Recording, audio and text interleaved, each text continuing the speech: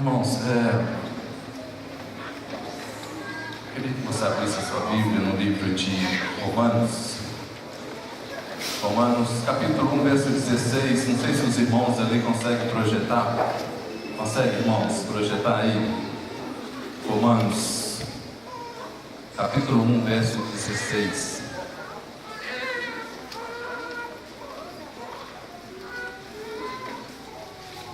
Amém? Diz assim, a palavra do Senhor, Paulo dizendo: porque não me envergonho do Evangelho de Cristo, pois é o poder de Deus para a salvação de todo aquele que crê, primeiro do judeu e também do grego. Deus, que o Senhor possa nos abençoar, ó Pai, em nome de Jesus. Que o Senhor possa me usar com todas as minhas limitações, ó Pai amado, e que o Senhor possa falar no coração da Tua igreja, ó Pai. Amém. Esta é a nossa oração, em nome de Jesus. Amém. Irmãos, antes de refletirmos na palavra, quero te convidar mais uma vez a se colocar de pé para nós orarmos pela saúde do pastor Francisco. Amém, irmãos? Deus tem abençoado, mas nós precisamos continuar intercedendo, né? Intercedendo a favor da saúde do pastor Francisco, né? Por mais assim que eles saibam que está andando tudo bem aqui na igreja, mas aquela preocupação de querer estar junto, de querer estar à frente, né? Vamos orar até para isso, para que o Senhor também possa trazer paz no coração dele, para que ele possa descansar. Esse é um tempo dele repousar, descansar, para que o Senhor possa restaurar a saúde dele. Amém? Ó Deus, é no nome de Jesus que nós queremos interceder a favor da vida do pastor Francisco, ó Pai amado. Te agradecemos pelo que o Senhor já fez, pelo teu zelo, pelo teu cuidado, pelo teu amor, ó Deus. E queremos te pedir que o Senhor possa continuar, ó Pai amado, ó Deus, abençoando a vida do teu filho ali. Que o Senhor possa trazer paz, tranquilidade no coração dele, ó Pai amado. Que ele possa estar entendendo, crendo a cada instante que o Senhor está no controle de todas as coisas. Que esse é um tempo que o Senhor tirou para ele estar ali, Senhor, descansando, refazendo as tuas forças, ó Pai. E nós cremos, ó Pai, que em breve, em nome de Jesus, ele estará aqui, Senhor, reassumindo todos os projetos, ó Deus, tudo aquilo que o Senhor tem colocado, ó Pai, no coração do teu filho. Nós te agradecemos, ó Pai, pelo restabelecimento da saúde do teu filho, em nome de Jesus. Amém. Amém. Podeis assentar, irmãos. Eu estava ali também pensando na irmã Elzi, e ela já está aqui. Amém? Amém, irmã Elzi? Irmã Elzi já está ali firme e forte, né? Glória a Deus. Irmãos, o meu objetivo, né, nessa noite é nós falarmos um pouquinho sobre poder, né? Sobre poder. E o Senhor colocou alguma coisa no meu coração para que eu possa estar compartilhando com vocês aqui nesta noite. Eu quero fazer uma pergunta para os irmãos aqui, tá? Você não precisa falar, responder para ninguém, só para você mesmo, tá? Se você tivesse poder para fazer qualquer coisa que você deseja, o que você faria? Pense em 3 coisas. Se você tivesse poder para fazer, realizar, o que você faria? Somente 3 coisas, não é?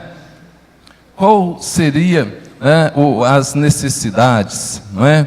Qual seria as prioridades? Como é que você iria trabalhar isso, né?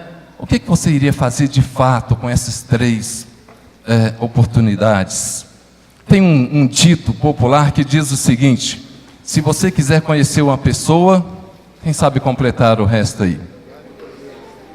Dê poder a ela, né? Se você quer conhecer uma pessoa, dê poder a ela. E aí você vai ver, né, realmente como a pessoa é, como ela vai reagir ali, diante daquele poder que foi dado em suas mãos. Não é? Irmão, já existiram grandes líderes mundiais que tiveram muito poder em suas mãos. Alguns usaram o poder que tinham para fazer o mal. Outros usaram o poder que tinha para fazer o bem. O poder desses líderes era apenas local, dentro de um limite geográfico, e nenhum deles nunca ousou a dizer: todo o poder me é dado, eu tenho todo o poder nos céus e na terra. Ninguém, nenhum líder, por mais famoso, por mais poderoso que fosse, ninguém nunca ousou a dizer esta palavra. Mas um dia houve um homem, houve um líder que ousou a dizer aquilo que nenhum líder até então havia dito. Ele disse: é-me dado todo o poder nos céus e na terra. Portanto, ide e ensinai todas as nações, batizando-as em nome do Pai, do Filho e do Espírito Santo. Irmãos, logo após esse líder ele ter dito qual que é a abrangência do seu poder, logo ele deu uma ordem: ide e ensinai as nações. Vocês sabem quem é esse líder? Esse líder é Jesus, o Filho de Deus. Se você quiser dar uma salva de palmas para ele, você pode, igreja. O maior líder de todos os tempos. O maior líder de todos os tempos. Jesus, o Filho de Deus. Mas afinal, o que é poder? Dentre as muitas definições, eu coloquei alguma coisa aqui: autoridade extraordinária para ordenar, para mandar, exigir que se faça segundo a sua vontade e ser obedecido, trazer à existência aquilo que não existe. Poder, Eu não sei o que você pensou que faria se tivesse tal poder. Certamente você pode ter pensado em algumas coisas aí, não é? Mas eu quero lhe dizer o seguinte, querido, que o poder é algo perigoso quando não usado corretamente.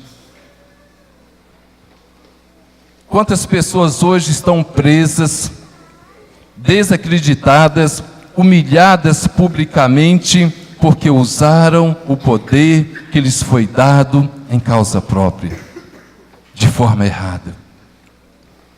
Tinham poder, eram representantes importantes, poder e autoridade, mas usaram em benefício próprio, Foram então humilhados publicamente, perderam o poder, foram expostos publicamente. Jesus, irmãos, ele nunca usou o seu poder para fins pessoais.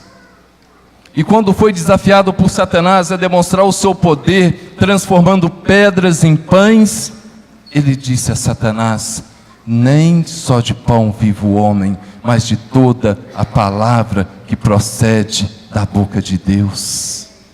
Nem só de pão vive o homem. Jesus estava com fome, Satanás sabia disso e por isso o desafiou. Jesus não demonstrou, irmãos, o seu poder transformando as pedras em pães, mas demonstrou o seu poder resistindo Satanás na palavra.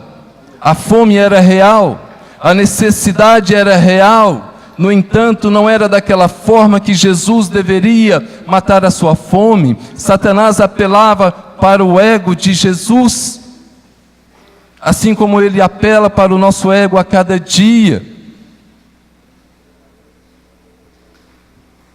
Jesus sempre usou o seu poder em prol das pessoas carentes, doentes, sofridas e escravizadas por Satanás, libertando-as, destruindo as fortalezas de Satanás.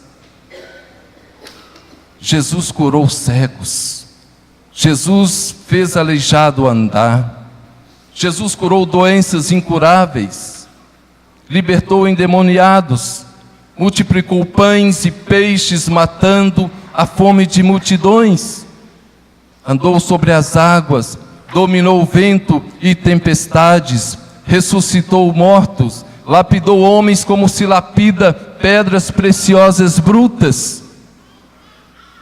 E até cirurgia plástica Jesus já fez. Até cirurgia plástica, quando a orelha do servo do sumo sacerdote foi cortada, que ele chegou e falou: toma a sua orelha de volta. O médico dos médicos, cirurgião plástico, e na cruz demonstrou o maior gesto de amor para a humanidade, morrendo em nosso lugar. Venceu a morte, ressuscitou ao terceiro dia, está sentado ao lado de Deus Pai e intercede por nós. Nunca usou o seu poder para se beneficiar. Pelo contrário, movido pelo amor, movido pela compaixão das multidões que o cercava, que o acompanhava, ele então agia para suprir a necessidade dessas pessoas. Paulo, em Romanos 1,16, ele disse: porque não me envergonho do Evangelho de Cristo, pois é o poder de Deus para a salvação de todo aquele que nele crê, primeiro do judeu, mas também do grego. Querido, será que nós temos envergonhado do Evangelho de Cristo? Será que nós temos falado abertamente, declarado para o mundo, onde é que nós estejamos, quer na faculdade, na escola, no trabalho, no meio daquele grupo, quando surge uma piada de crente e você se posicionar como um servo do Senhor? Será que nós temos nos posicionados assim, de maneira que não venhamos a envergonhar do Evangelho de Cristo? Para Paulo, irmãos, o Evangelho de Cristo era poder, e o poder de Deus sobre a vida de um homem tem um propósito. O poder de Deus liberta os cativos e oprimidos. Deus não criou o homem para viver cativo e oprimido. O poder de Deus sobre a vida de um homem transforma corações de pedras em corações sensíveis, capazes de crer, capazes de obedecer, capazes de amar e ser amado. O poder de Deus sobre a vida do homem e da mulher renova os sonhos, renova os ideais e traz à existência aquilo que não existe. Revigora os cansados, traz vida onde não tem vida. Ele tira o homem da lama e firma os seus pés, os seus passos sobre a rocha. E o poder de Deus sobre a vida de um homem tira o homem da condição de inimigo de Deus e o eleva à condição de amigo e filho de Deus. É o poder de Deus sobre a vida do homem que o transforma. Quando Paulo diz que o Evangelho de Cristo, irmãos, é o poder de Deus, ele fala de uma experiência própria, ele fala daquilo que aconteceu com ele. Todos nós conhecemos a história de Paulo, que outrora Saulo era um perseguidor da igreja de Cristo, até que um dia ele teve um encontro pessoal com Jesus, e Jesus transformou a vida dele. A caminho de Damasco, para perseguir a igreja de Cristo, Cristo o surpreendeu e o jogou pelo chão. Saulo, caído no chão, ouviu uma voz que dizia: Saulo, Saulo, por que me persegues? E ele então disse: quem és tu, Senhor? E ele disse: eu sou Jesus a quem tu persegues. Irmãos, daquele momento adiante, Saulo não seria mais o mesmo. Saulo foi transformado em Paulo. O perseguidor foi transformado em perseguido. O Saulo, sábio e instruído aos pés de Gamaliel, doutor da lei, agora em diante será um aprendiz na escola de Jesus. Aquele que impedia o crescimento da igreja, agora trabalhará para expandir a igreja de Cristo. Sabe por quê, irmãos? Porque Deus usa quem Ele quer, da forma que Ele quer e da maneira que Ele quer, porque Ele é Deus. Somente o poder de Deus pode operar tamanha transformação na vida de um homem. Ananias teve medo de ir ao encontro de Saulo. Quando Deus falou: Ananias, vai lá e ora por Saulo. Falou: Senhor, tem que ser eu, aquele homem. E Jesus então fala: vai, porque este é para mim um vaso escolhido para levar o meu nome diante dos gentios, dos reis e dos filhos de Israel. Aleluias, glória a Deus. Jesus, pouco antes de subir aos céus, irmãos, ele disse aos discípulos: eis que vos envio a promessa de meu Pai. Ficai, porém, na cidade de Jerusalém, até que do alto sejais revestido de poder. Jesus havia discipulado aqueles homens durante 3 anos, e já prestes deles subir para o Deus Pai, ele os deixa uma promessa de revestimento de poder. Por que, irmãos? Por que Jesus faria isso? Porque a necessidade daqueles homens serem revestidos de poder. Porque Jesus sabia que eles não iriam lutar contra carne e sangue, mas sim contra os principados, contra as potestades, contra os príncipes das trevas, contra as hostes espirituais da maldade nos lugares celestiais. Efésios 6:12. Em outro momento Jesus disse: mas recebereis poder ao descer sobre vós o Espírito Santo, e sereis minhas testemunhas tanto em Jerusalém como em toda a Judeia, Samaria e até os confins da terra. O poder do Espírito Santo sobre a vida deles tinha um propósito definido. Os discípulos deveriam testemunhar de Cristo até os confins da terra. No capítulo 2 de Atos, a Bíblia nos diz que a promessa feita por Jesus do revestimento de poder através do Espírito Santo, ela é cumprida. E de repente veio do céu um som como de um vento veemente e impetuoso, e encheu toda a casa que os discípulos estavam assentados. E foram vistas por eles línguas repartidas como de fogo, as quais pousaram sobre cada um dos que ali estavam, e eles foram cheios do Espírito Santo, e começaram a falar em outras línguas, conforme o Espírito lhes concedia que falassem. Aqueles homens cheios do Espírito Santo, irmãos, ficaram cheios de coragem, cheios de ousadia, cheios de confiança e autoridade. Aqueles homens não eram mais os mesmos de outrora, incrédulos, covardes, medrosos, e sim, homens cheios do poder e da unção do Espírito Santo. Pedro, cheio de poder e de graça, da graça de Deus, pondo-se em pé com os 11 discípulos, falou da profecia de Deus através do profeta Joel a respeito do derramamento do Espírito Santo. Se você puder projetar aí, querido, Joel 2, capítulo 28 e 29.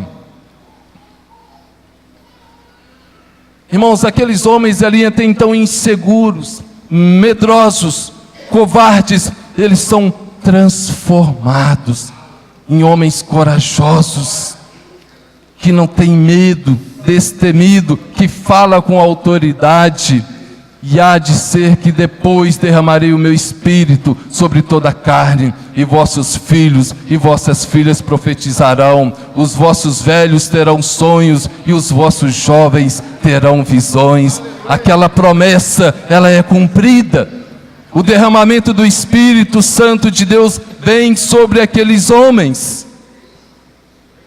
E Pedro então começa a testemunhar, ele começa a falar da profecia, ele começa a falar de Jesus Cristo, de maneira, irmão, que aqueles homens, aquela multidão, eles ficaram sem saber o que fazer. A palavra entrou no coração deles como uma espada, a palavra entrou firme, que impactou o coração daqueles homens, e eles então disseram: que faremos, varões, irmãos? O que faremos? Disse-lhe Pedro: arrependei-vos. E cada um de vós seja batizado no nome de Jesus Cristo para perdão dos pecados e recebereis o dom do Espírito Santo. Naquele dia, irmãos, quase 3.000 pessoas se converteram. Que colheita, irmãos! Que colheita maravilhosa! Por quê? Porque aqueles homens foram revestidos do poder e da unção de Deus. Um dia, Pedro e João subiam juntos ao templo, e um coxo que ali pedia esmola, ao vê-los, pediu-lhes uma esmola. Pedro e João, olhando para ele, disse: olha para nós, olha para nós.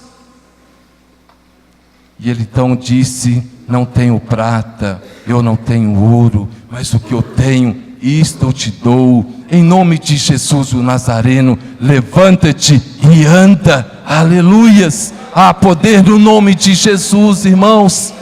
Há poder no nome de Jesus, nome que está acima de todos os nomes, nome diante de qual um dia todo joelho se dobrará e toda língua confessará que Jesus Cristo é o Senhor. Aquele homem se pôs de pé, ele andou, ele entrou no templo andando e saltando e louvando a Deus. Isto é o poder de Deus, poder que transforma o homem, poder que liberta, poder que sara, que cura. Aquele homem foi surpreendido, ele queria uma esmola, ele vivia de esmola. Mas naquele dia, 2 homens cheios da unção do Espírito Santo olha para ele e fala: olha, eu não tenho prata, eu não tenho ouro, mas o que eu tenho eu te dou, em nome de Jesus, levanta e anda. É o poder de Deus sobre a vida dos filhos de Deus, que traz mudança na vida das pessoas. A unção do Espírito Santo, irmãos, sobre a vida de Pedro era tanto, diz a Bíblia, que os enfermos eram colocados nas ruas para que a sua sombra projetada sobre eles os curassem. Irmãos, quando eu vejo isso, eu fico incomodado. Eu pergunto para Deus: Deus, será que este poder, esta unção derramada sobre a vida destes homens ficou restrito naquele tempo? Será que este poder também não diz respeito a nós, a tua igreja, nos dias de hoje?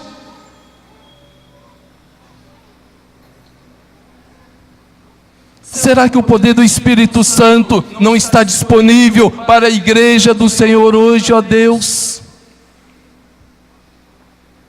Ou será que nós, enquanto igreja do Senhor, não temos desejado este poder?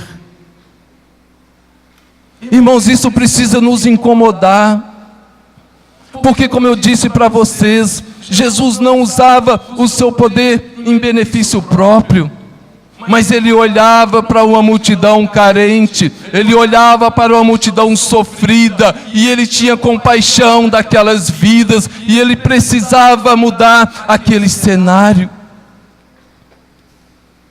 E Jesus um dia ele disse: na verdade vos digo, que aquele que crê em mim, também fará as obras que eu faço, e as fará maiores do que estas, porque eu vou para o meu Pai. Em outro momento ele diz: eis que vos dou o poder para pisar em serpentes e escorpiões e toda a força do inimigo, e nada vos fará mal algum. Irmãos, eu creio que esta promessa é também para nós nos dias de hoje. Mas se nós prestarmos atenção na fala de Jesus, ele diz: aquele que crê em mim fará as obras que eu faço, e as fará até maiores. Onde está o problema, queridos? Será que está em Deus? Será que o Deus que usou aqueles homens naqueles dias, hoje não usa mais? Será que o poder de Deus ficou restrito naqueles tempos? Será que as pessoas hoje não têm a necessidade que as pessoas daquelas épocas tinham? Ou será que a igreja não tem se posicionado da forma que precisa?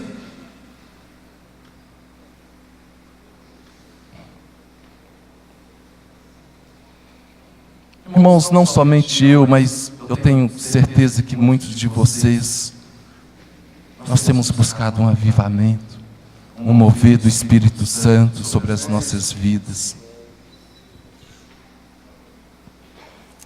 Eu tenho certeza. Mas, irmãos, avivamento significa poder de Deus sobre a vida da igreja, com um fim: de salvar o pecador. Mas será que é isto, irmãos? Será que é isto que nós, enquanto igreja do Senhor, nós estamos desejando? Uma igreja poderosa significa que tem de sair de dentro deste navio seguro e confortável e enfrentar as tempestades e ventos fortes para resgatar as almas que estão morrendo nas mãos de Satanás. Será que nós, enquanto igreja, eu e você, será que nós temos desejado isso? Buscado um avivamento? Porque o avivamento de Deus virá sobre as nossas vidas, mas não para ficarmos aqui dentro, irmão, deste navio seguro e confortável. Deus enviará o seu avivamento, mas para sairmos para fora da igreja, para estender a mão para aquelas pessoas que estão sendo impactadas pelos ventos fortes e pelas tempestades. Naquele congresso de células que tivemos, o pastor Wagner, ele passou um filme que mexeu comigo.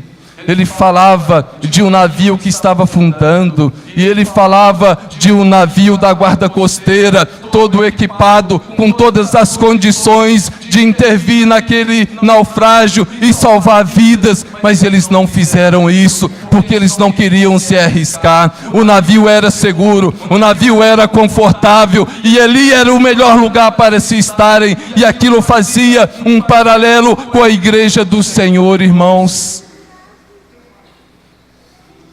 Como se aquele navio da guarda costeira, seguro, todo equipado, com autoridade e poder para resgatar as pessoas que estavam morrendo ali no mar. Aquilo se comparou a nós, a igreja do Senhor. Olha, irmãos, enquanto eu falo isso para vocês, Deus fala no meu coração também. Eu sou igreja, eu sou parte da igreja, eu me incluo. Qual tem sido o nosso posicionamento diante de Deus, irmãos? Até quando, de fato, nós desejamos um avivamento de Deus sobre as nossas vidas?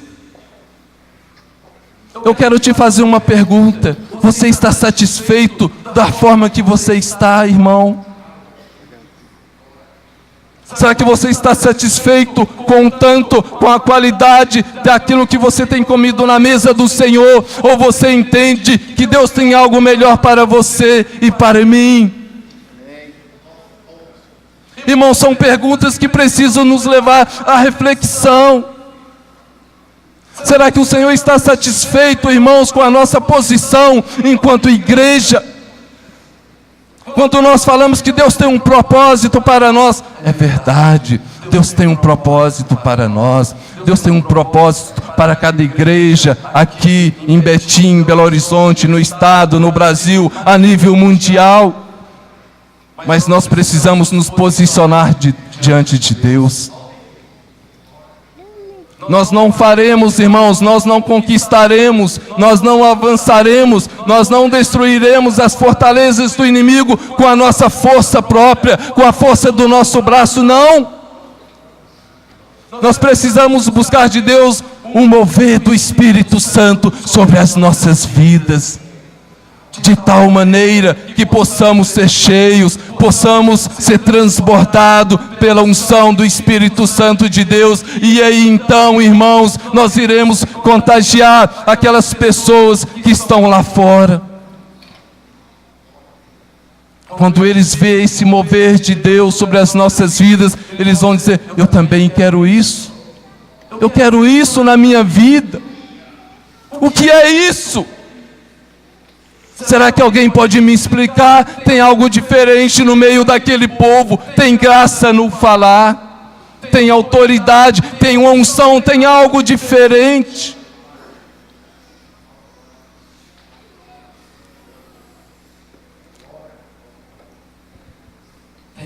desejado, irmãos.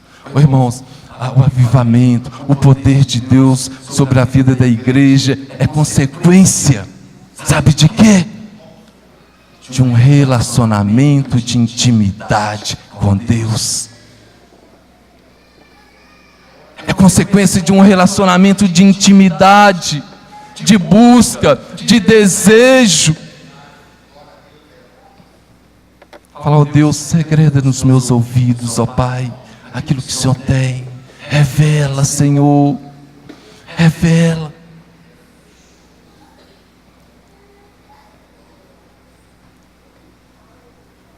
Não adianta, irmãos, nós fazermos vigílias, orações, congressos de avivamento, se o Deus que pode todas as coisas e olha dentro do nosso coração não vê qual que é a real motivação.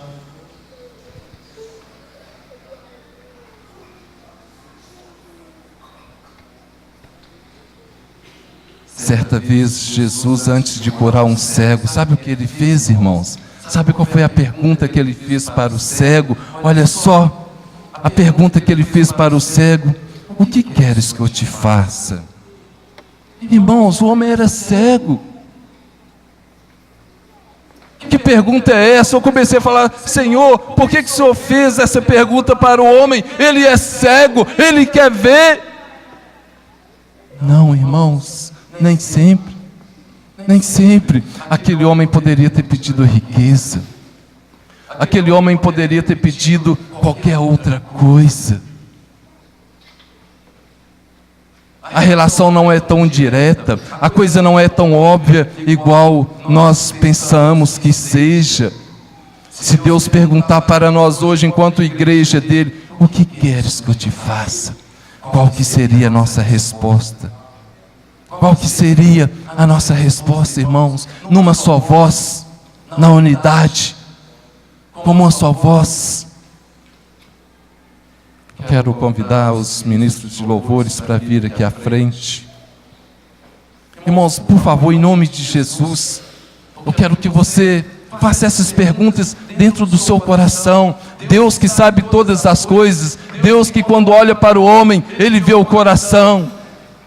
Nós vemos o exterior e nada mais, mas o Senhor, Ele nos fez, Ele nos criou, Ele conhece os nossos corações. Como que isso está dentro do seu coração, irmãos? A busca do avivamento também significa, queridos, renúncia de muitas coisas que ainda nos prende.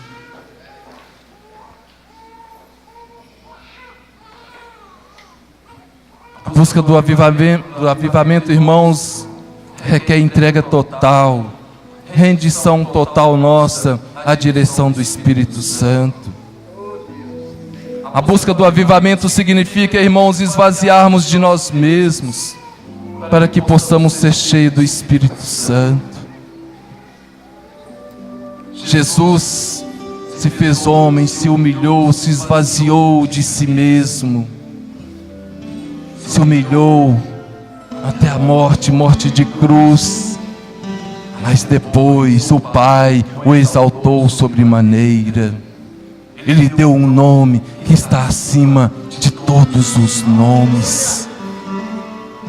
Se nós quisermos ser uma igreja cheia da unção, cheia do poder do Espírito Santo, nós precisamos aprender a nos humilharmos diante de Deus. Nós precisamos aprender a nos esvaziarmos de nós mesmos, para que o mover, a unção do Espírito Santo ache espaço em nossas vidas. Eu acho interessante, irmãos, que Jesus, com todo o poder que Ele tinha, como eu já disse e repito, nunca usou em benefício próprio. E esse Jesus, esse Deus que pode todas as coisas, de repente Ele se põe na porta do seu coração e fala assim: eis que bato. Se você abrir a sua porta, abrir o seu coração. Que Deus é esse, irmãos, que pode todas as coisas, mas respeita o livre-arbítrio, que não impõe. Um Deus que espera uma decisão espontânea, movida pelo amor. Eis que estou à porta e bato. Jesus falou isso para a sua própria igreja. Jesus havia saído do meio daquela igreja autossuficiente, que podia todas as coisas, tinha poder de aquisição. Ele saiu, ninguém sentiu a sua falta, e ele então lá fora ele bate: eis que estou à porta e bato. A busca, irmãos, do avivamento requer que a cada dia nós nos despirmos do velho homem e nos revistamos do novo homem a cada dia. A busca do avivamento também significa humilharmos na presença de Deus, orar, buscar a sua face, confessar os nossos pecados individuais, confessar os nossos pecados enquanto igreja, não com o dedo que aponta, não com o dedo que julga e que condena, mas olha, Senhor, nós pecamos, perdoa-nos, ó Pai. Perdoa, Senhor, todos os líderes que já passaram aqui um dia e pecaram. Perdoa, Senhor, todos os pastores que um dia passaram aqui e pecaram e que entristeceram o Teu Santo Espírito. Me perdoa, Senhor. Isso é humilhar na presença de Deus. Isso não é apontar um dedo, isso não é julgar, isso não é condenar, mas isso é reconhecer que nós precisamos nos humilhar na presença daquele que pode todas as coisas.